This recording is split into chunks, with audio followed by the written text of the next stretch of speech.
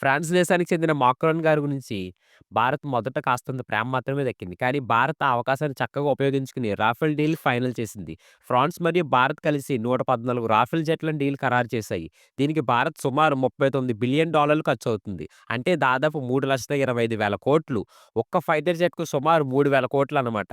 ఇది చూసి స్పష్టంగా అర్థమవుతుంది. భారత్ పెద్ద డీల్ తీసుకుందని. దీనికి ప్రూఫ్ ఏంటంటే గత 10 ఏళ్లలో ఇస్రోకి కూడా ఇంత మొత్తంలో నిధులు దక్కలేదు. ఈ డీల్ వల్ల భారత్‌ని చూసి శత్రు దేశాలు చాలా భయపడుతున్నాయి. ఎందుకంటే ఈ రాఫెల్ జెట్ న్యూక్లియర్ ఆయుధాలు కూడా మోసుకెళ్లగల సామర్థ్యం కలిగి ఉంది. స్పెక్ట్రా అనే టెక్నాలజీ ద్వారా శత్రు రాడార్లను పూర్తిగా కన్‌ఫ్యూజ్ చేయగలదు. ఇంకొక కీలక విషయం ఏంటంటే ఇందులో 80% వరకు మేడ్ ఇన్ ఇండియాగానే తయారవుతుంది.